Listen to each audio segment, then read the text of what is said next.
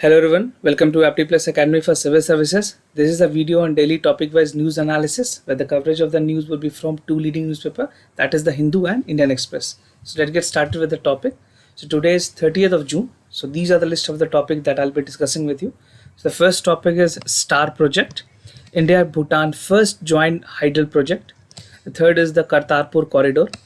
The fourth topic is the new era of accessibility, and the last topic is pandemic and economic growth. So these are the total 5 topics that I'll be discussing with you. And apart from this, we'll have a MCQs question at the end of this video. तो video के and में कुछ MCQs के सवाल मैं आपके साथ करूंगा जो कि आपकी प्रीलिम्स के लिए हेल्पफुल होगा, और जो कल के क्वेश्चंस थे उसके एक्सप्लेनेशन भी मैं आपको आज बताऊंगा. तो सबसे पहली टॉपिक है the star project. This you can find the news in the Hindu. आपको आज के एडिटोरियल में ये मिल जाएगी news. And this is again very relevant for your general studies paper 2 के लिए बहुत ही ज़्यादा इंपॉर्टेंट है. और जिस तरह से कोविड-19 का सिचुएशन है, उसके जो हेल्थ केयर सेक्टर में जो इम्पैक्ट है, तो एक एनालिटिकल बेस्ड क्वेश्चन जो है मैं समझता हूँ कि मेंस में तो इम्पॉर्टेंट है ही है, और प्रीलिम्स में भी ये चीज़ें आपके लिए काफ़ी हेल्पफुल हो सकती हैं.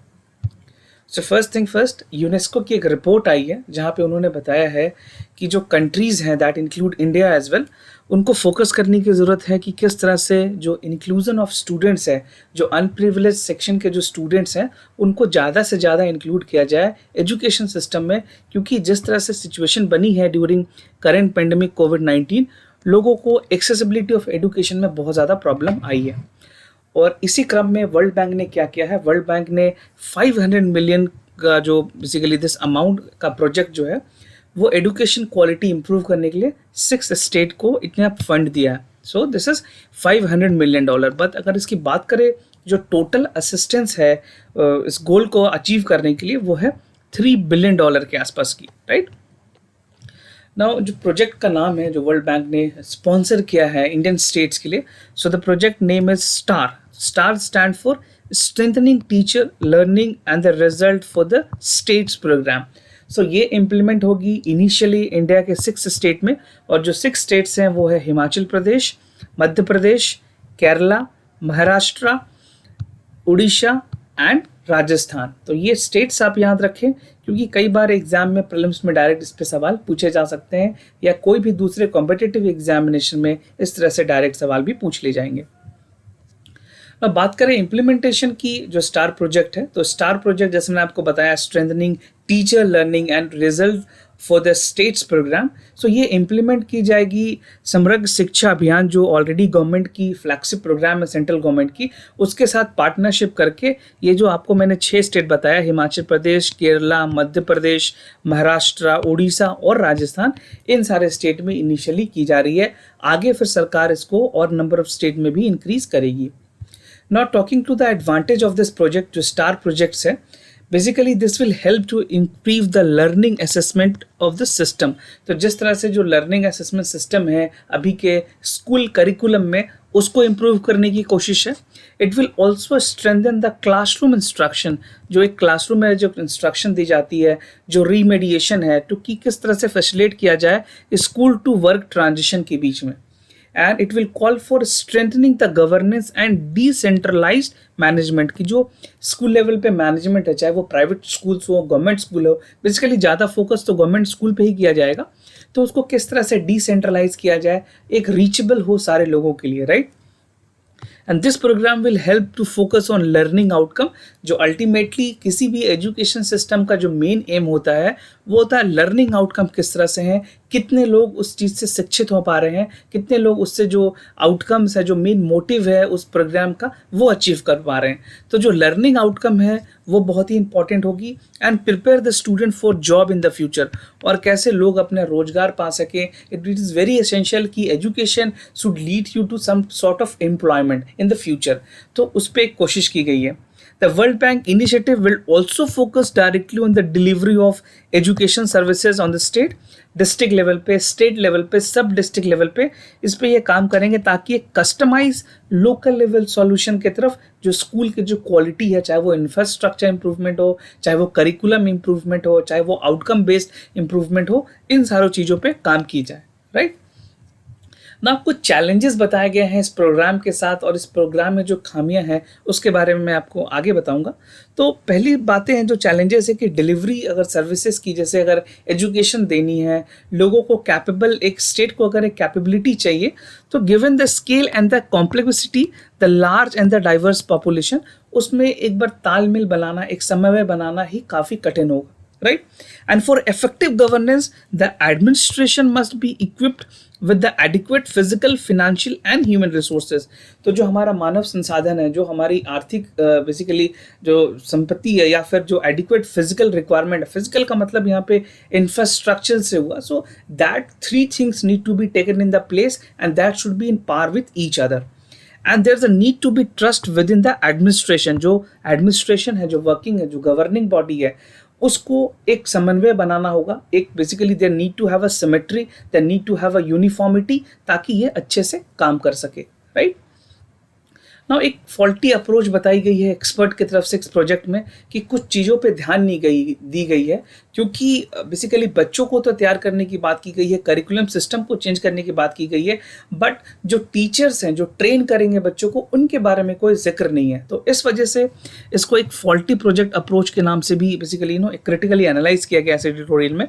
तो जो स्टार प्रोजेक्ट है, that approach to build a space state capacity, that is flawed. क्यों?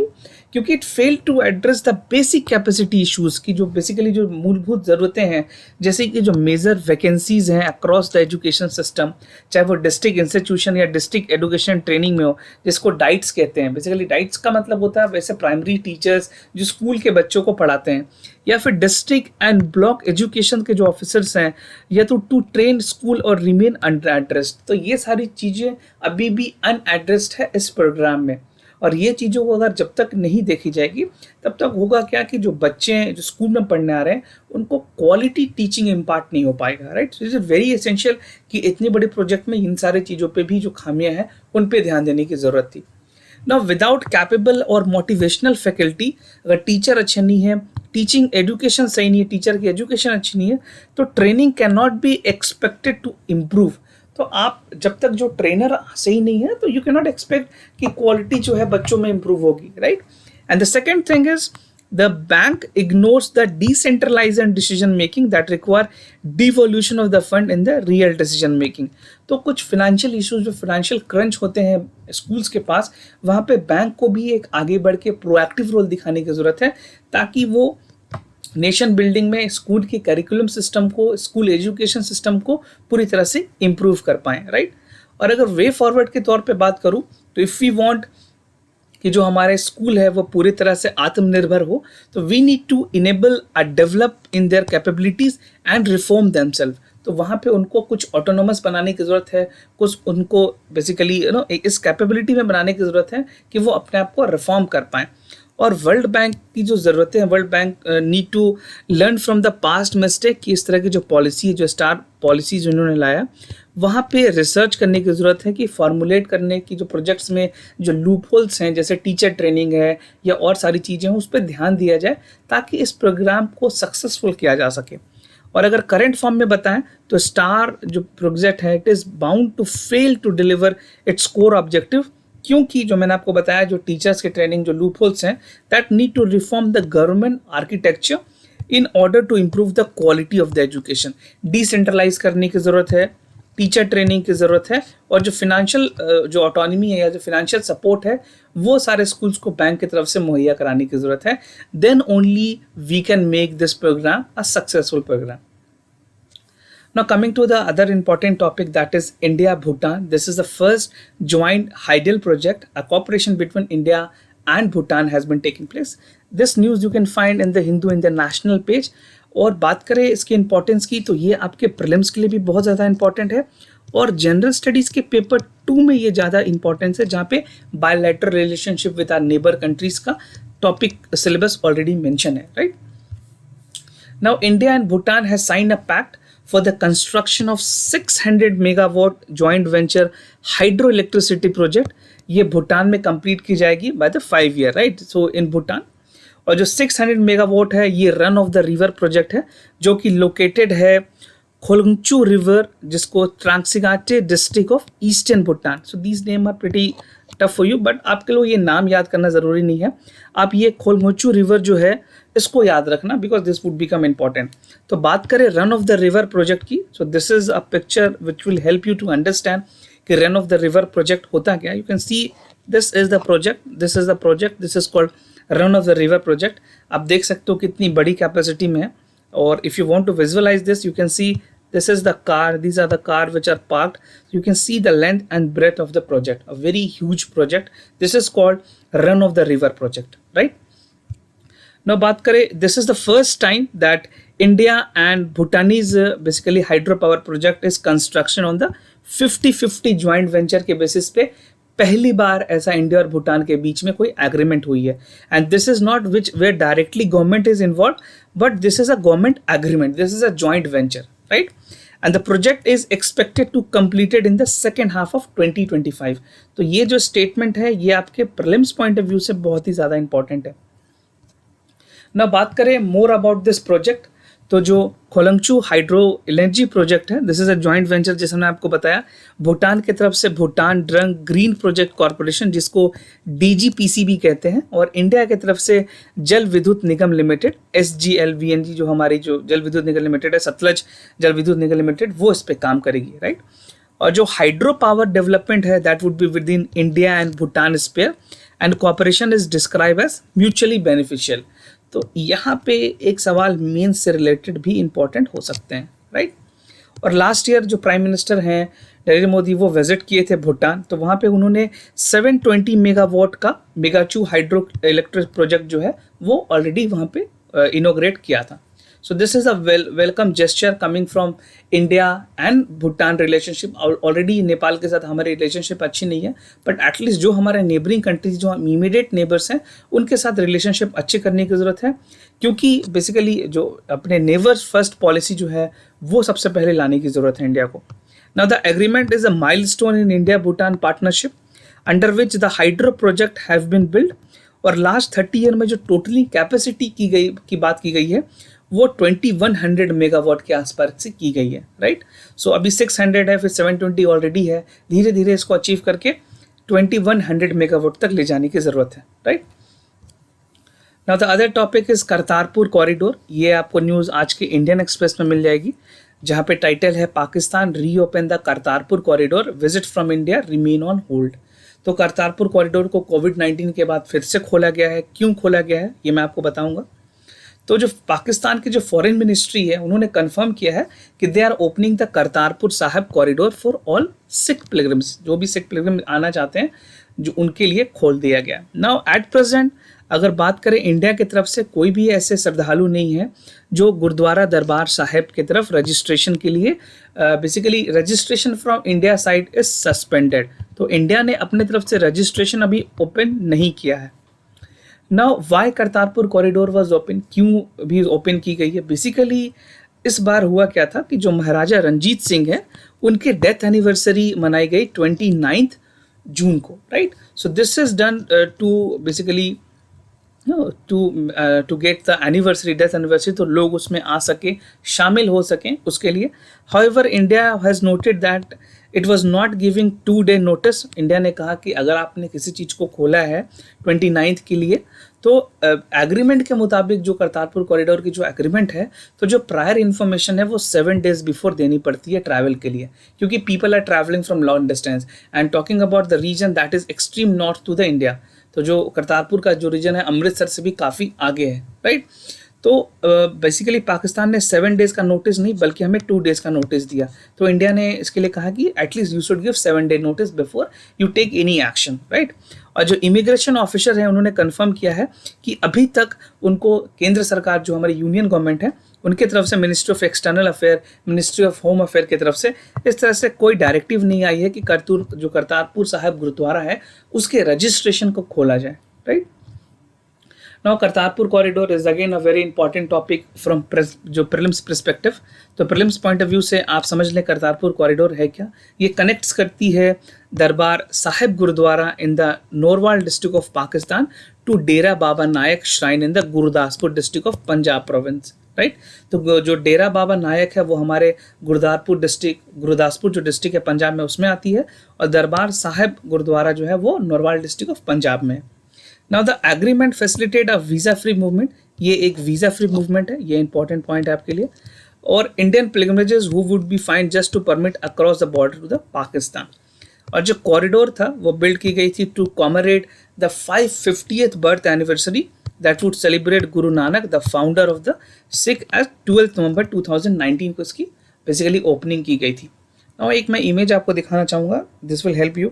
ये आप देख सकते हैं, दिस इज डेरा बाबा नायक और ये करतारपुर कॉरिडोर है। तो this is in India, this is in the Punjab region of Gurdaspur district and this is the river. This river is again important क्योंकि कई बार एग्जाम में रिवर पूछ ले जाते हैं। तो this is the Ravi river which is following through it, right. Now a new era of accessibility, this is the same title with the Hindu.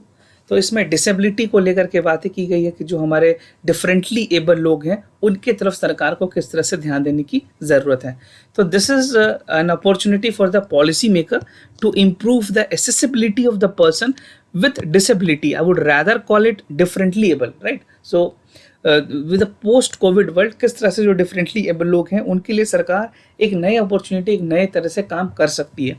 And the pandemic have revelled the injustice, particularly जो लो और middle income countries हैं उनमें जो disables लोग हैं उनमें बहुत ज़्यादा डिस्पैरिटी देखने मिली है, इनजस्टिस बहुत ज़्यादा देखने को मिला है।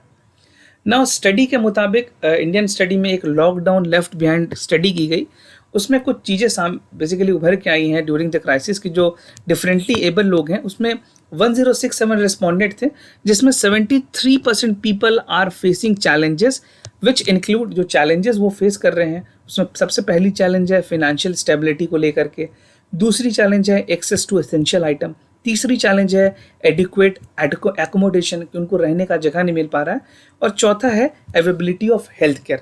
उसके अलावा 1000 ऑफ फैमिली ऐसे हैं जो लैक करते हैं, जो क्रिटिकल केयर है, जो हेल्थ केयर, जो बेसिक नेसेसिटी है, domestic help, who play crucial role in creating the family and member with the disability, they are not getting this facility as well during this lockdown. तो ये study से पता चला है during the lockdown, right? तो जिस study का title है lockdown and left behind. Now what need to be done, क्या करने की ज़रूरत है इस तरह से प्रॉब्लम को एड्रेस करने के लिए? सबसे पहली ज़रूरत है कि कम्युनिटी लेवल पे काम किया जाए, जो फंडामेंटल चेंजेस हैं, जो एसेसिबिलिटी है उन लोगों की वो बढ़ाई जाए, और जो पर्सन विथ डिफरेंटली एबल है, जो डिसेबल हैं, उनको बेसिकली हर चीज़ों की सुविधा मुहैया कराने की ज़रूरत है। They need to have access to education, health care, transportation and economic opportunities. And the pandemic further decreases the access to basic services and right, जो मैंने आपको पहले बताया। तो कोविड-19 का जो रिकवरी प्लान है that should invest in urban planning, health facilities and social spaces, ताकि सारे लोगों को इसकी मदद मिल सके।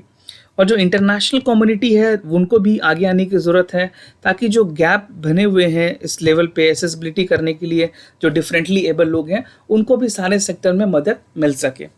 And engaging more and more people, promoting education awareness, हर लोगों को जागरूक करना कि कैसे जो हमारे डिफरेंटली एबल लोग हैं उनको एसेसिबिलिटी देना, इम्प्लीमेंट करना एक्सेसिबिलिटी ऑफ लॉ, रेगुलेशन करना, improving the physical accessibility, right.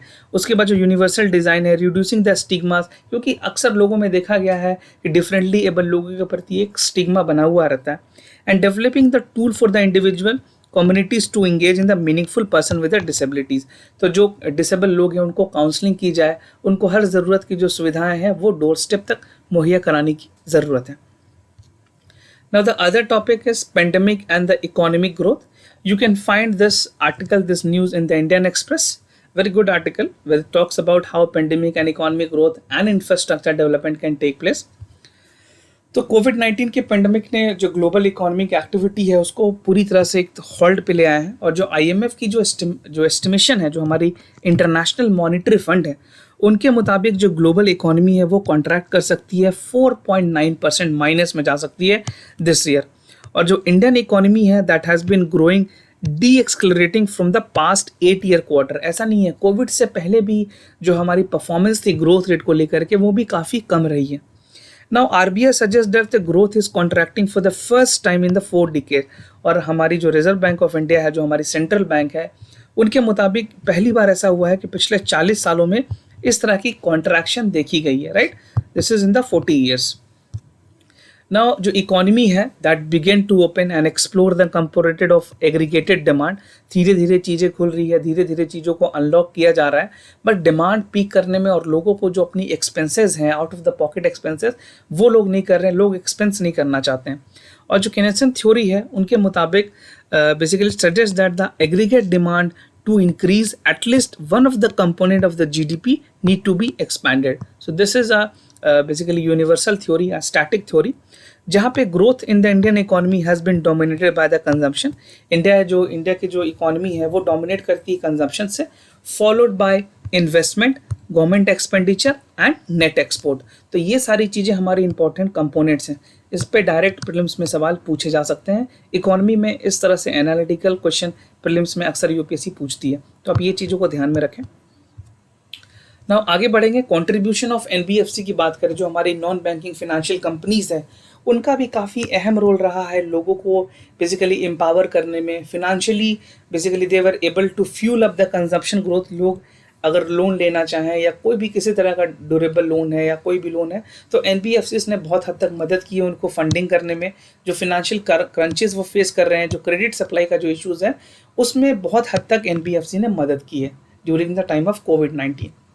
और ग्लोबल ट्रेड स्टेटस की बात करें तो जो ग्लोबल ट्रेड है that has been undergoing disruption since 2009, ये अभी नहीं है, पहले भी ऐसी चीज़ें हो चुकी है। और जो अभी रिसेंट में जो यूएस और चाइना के बीच में जो टेंशन चल रही है, उसके वजह से भी जो ग्लोबल ट्रेड है उसमें बहुत ज़्यादा सिचुएशन वर्स पहले भी देखी गई थी, because the global trade was has started before Covid. Covid से पहले ये चीज़ें स्टार्ट हो चुकी थी। तो जो ग्लोबल ट्रेड है जो मॉनिटर करती है सीबीबी, उनके मुताबिक स्टेपियस डिक्लाइन देखा गया 2019 में, और जो फॉल है इस बार के मार्च में तक वो 4.3% थी माइनस में। नाउ अगर बात करें इंफ्रास्ट्रक्चर किस तरह से सेवियर के तौर पे काम कर सकता है, जो इस एडिटोरियल में चीज़ों को डिटेल में बताई गई है, तो one of the key area जहाँ पे इन्वेस्ट करने की ज़रूरत है, जहाँ पे काम करने की ज़रूरत है, वो है infrastructure investment. And the key study by the SP global एक एस्टिमेट है, प्राइवेट एजेंसी है, उन्होंने एस्टिमेट किया कि 1% of the GDP spend of the infrastructure can boost the real growth of the 2%। अगर 1% खर्च की जाए जीडीपी पे, तो उसका जो इम्पैक्ट आएगा, आउटकम है, वो 2% रियल जीडीपी पे आ सकता है, क्रिएटिंग 1.3 मिलियन डायरेक्ट जॉब्स। तो आप समझ सकते हो कि इसका कहीं ना कहीं इंफ्रास्ट्रक्चर पे डायरेक्ट कॉन्सिक्वेंसेस या डायरेक्ट पॉजिटिव इम्पैक्ट जो है वो दिख सकता है इकोनॉमी पे, right. And taking care from China से अगर कुछ हम सीखें तो उन्होंने अपने इंफ्रास्ट्रक्चर को बहुत हद तक बॉन्ड में इंफ्रास्ट्रक्चर बॉन्ड भी लाए, जहाँ पे ऑर्गेनाइजेशन एक्सक्रेट हुई फंडिंग द एनआईपी के थ्रू भी एक स्पीडर रिकवरी उन्होंने किया है। तो ये सारी चीज़ों से इंडिया को भी सीखने की ज़रूरत है। और जो हमारी new deal and it's reconstruction financial corporations है, जो हमारे आईडीएफसीज हैं, बेसिकली इंटरनेशनल फाइनेंशियल कॉर्पोरेशन है, जो आईएफसीज होते हैं, that can use make amend the credit channel and well as develop the state government for the urban local body bond market. तो bond market की तरफ भी आगे बढ़ा जा सकता है, क्रेडिट सप्लाई जो इकोनॉमी में है, जो मार्केट में है, उसको बढ़ाई जा सकती है, right. So this would be a saviour for the economy. So infrastructure investment would again be a saviour in this time of pandemic, जहाँ पे इकोनॉमिक रिसेशन काफ़ी हाई पे है। तो ये थी इस एडिटोरियल में। नाउ आपको ये बता दूं कि हमने डेली आंसर प्रैक्टिस शुरू किया है, जहाँ पे डेडिकेटेड चैनल है टेलीग्राम पे, आप इसको फॉलो कर सकते हैं। हर सुबह यहाँ पे क्वेश्चन आपको मिल जाएगी और अपने आंसर आप इसी चैनल पे 6 PM तक इसी टेलीग्राम चैनल पे भेज सकते हैं, जहाँ पे आपको बाकायदे रिव्यू भी दी जाएगी। तो टेलीग्राम चैनल का लिंक जो है मैंने वीडियो के डिस्क्रिप्शन में दे दिया है, आप चेक कर लें और इसका बेनिफिट ले सकते हैं। अब बढ़ते हैं अपने आंसर्स की तरफ। जो कल के सवाल थे उसके मैं आंसर आपको बता दूं।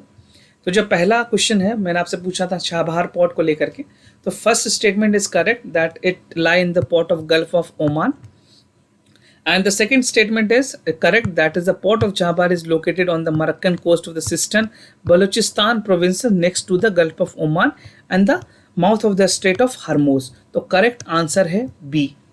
Now coming to the second question, यहाँ पे भी आंसर B है। मैंने आपसे वाइस प्रेसिडेंट के बारे में पूछा था, तो इनकरेक्ट स्टेटमेंट है कि the office of vice president is borrowed from the American constitution. और द स्टेटमेंट 2 है कि the vice president is elected by the method of indirect election and not by the directly by the people. he is elected by the member of electoral college consisting of member of both houses of the parliament. तो कई बार जितने भी important officers हैं उस पर सवाल direct पूछ लिए जाते हैं प्रीलिम्स एग्जामिनेशन में. ना बढ़ेंगे अपने एमसीक्यूज की तरफ. तो ये पहला सवाल है वो करंट अफेयर्स है. आपको बताना है जो एफडीआई कॉन्फिडेंस इंडेक्स है वो कौन रिलीज करती है? Amnesty International, Oxfam, AF Kennedy और यूएस चैम्बर ऑफ कॉमर्स. तो इसमें सिर्फ आपको ए बताना है, ए आंसर है, बी है, सी है या फिर डी है. तो वीडियो के कमेंट सेक्शन में आप हमें ए बी सी डी जो भी आपको लगता है करेक्ट आंसर है वो ज़रूर बताएं. Now the second question is from the science. With regard to fuel cell, consider the following statement. This type of question is again very important in prelims examination. Fuel cell uses hydrogen as an oxidant to create electricity, or fuel cell convert chemical energy to the electricity energy. तो कौन से statement correct है? 1 and 2 और none of the above. So आपको बताना है इनमें से कौन कौन से स्टेटमेंट करेक्ट है. So what you can do, you can write your answer in the comments down below. Right. So this was the question for the day. और ये बता दूं कि हमने बेसिकली मॉक टेस्ट रोज स्टार्ट किया है प्रीलिम्स के लिए, जिसको आप अवेल कर सकते हैं और अपने आने वाले अपकमिंग के लिए अच्छे से प्रैक्टिस कर सकते हैं. And do not forget to like this video, subscribe our Apti Plus Academy for civil services on YouTube, जहाँ पे बहुत सारे इंपॉर्टेंट वीडियोज़ आपको प्लेलिस्ट सेक्शन में मिल पाएंगे जिसका आप बेनिफिट अपने एग्जाम के प्रिपरेशन में कर सकेंगे. And if you have any other concern, do let us know. We'll be more than happy to assist you. For time being, I'm signing off. Wish you all the best. Stay home, stay safe. Thank you so much.